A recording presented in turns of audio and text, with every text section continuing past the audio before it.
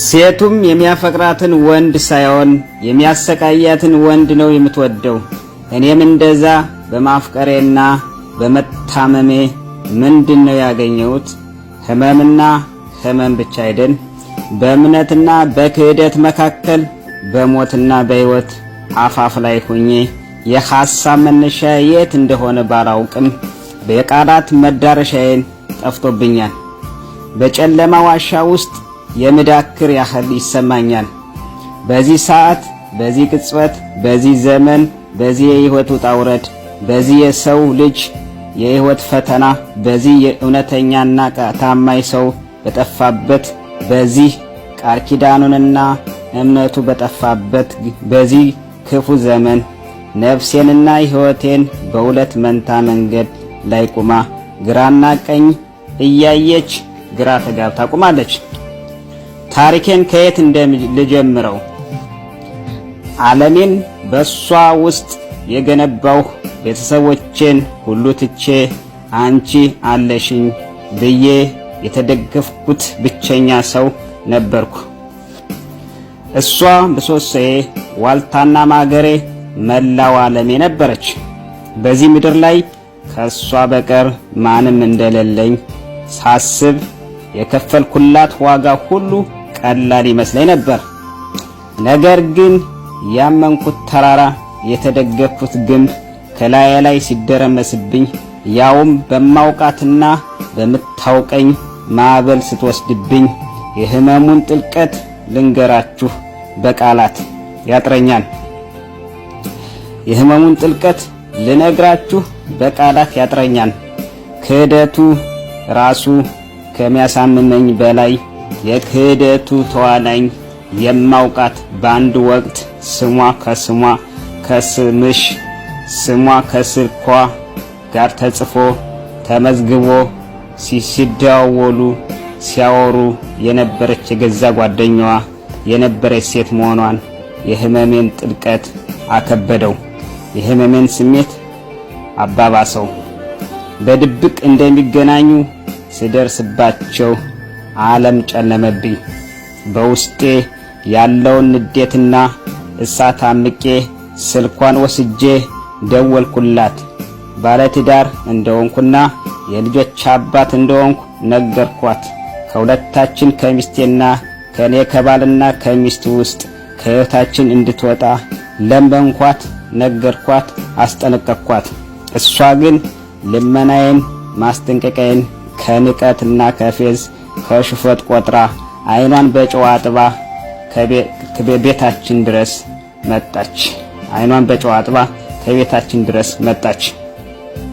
ከኔ ጋር የገባችው ፍጥጫ ዛሬም ድረስ በህሊናዬ ይመላለሳል፣ ይታወሰኛል። ድረሳው አልቻልኩም። ሚስት ተብዬዋ በተፈጠረው ነገር ተጸጽታ ከእግሬ ስር ወድቃ ይቅርታ ጠይቀችኝ። ለልጆቻችን ለትዳራችን ስትል ይቅር በለኝ ስትል ተማጸነችኝ። ልቤ በክህደት ቢቆስልም የአባወራና የልጆች አባት ኃላፊነት ስላለብኝ ለልጆቼ ስል የይቅርታ እጇን ተቀበልኳት። ያችን ለጥቂት ጊዜያት በሰላም ተሞላ። የቤታችን ሀብት ንብረት ሲጨምር፣ ልጆቻችን እያደጉ ሲመጡ ለትዳራችን ለኑሯችን ለወደፊት የጋራ ህይወት ስል ከእስራኤል ሀገር ወደ ኢትዮጵያ ባህር ዳር ከተማ በመሄድ በ5 ሚሊዮን ተኩል ብር ቤላ ቤት 8 ዶርም ያለው የሚከራይ ያለው ደረጃውን የጠበቀ ቤት ገዛው። እኔ ኢትዮጵያ ባህር ዳር የቆየውበት ምክንያት የባለቤትነት የስም ዝውውርና አንዳንድ ነገሮችን ለመጨረስና ለማስተካከል ነበር። ስራዬን ጨርሼ ወደ እስራኤል ሀገር ስመለስ ግን ያልጠበቅኩት ያልገመትኩት በትዳሬ ላይ ትልቅ ችግር አደጋ ተጋርጦ ገጠመኝ። ፈተና ውስጥ ገባው። ምን ላድርግ? ትዳሬን ለማዳን ቤተሰብ ላለመበተን ስል የውስጤን አምቄ የውስጤን እሳት ረመጥ አዳፍኜ የነፍሴን ጩኸት ዋጋ ዋጥ አድርጌ ወደ ቤት ተመለስኩኝ። የሆነው ሁሉ ሆኖ ክህደቷን እንደ ሾህ በልቤ ላይ ተሸክሜ ዳግም ይቅር አልኳት። አሁን ግን የመጨረሻዋ ጥፋት ደረሰ። ጓደኛዋ ደውላ ጌም ኦቨር ሚሽን አኮምፕሊሽ አለችኝ። እኔና ሚስትህ የሴት ጓደኛሞች ነበርን። አውቄ ነበር የቀረብኳት።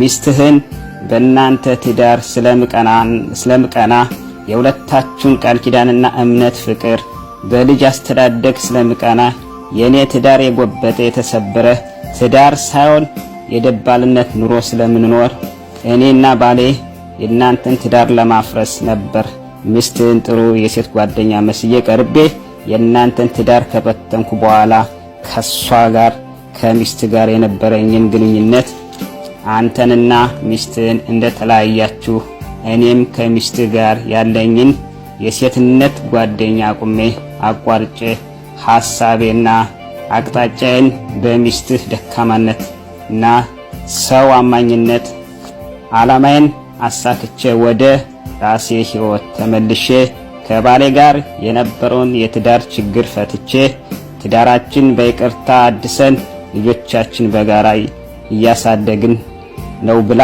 ደውላ ነገረችኝ። እኔም ምንም አላልኩም።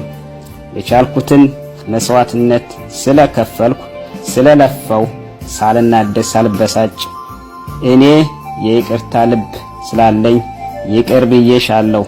ለሰራሽው ስራ ግን ፈጣሪ ይክፈልሽ።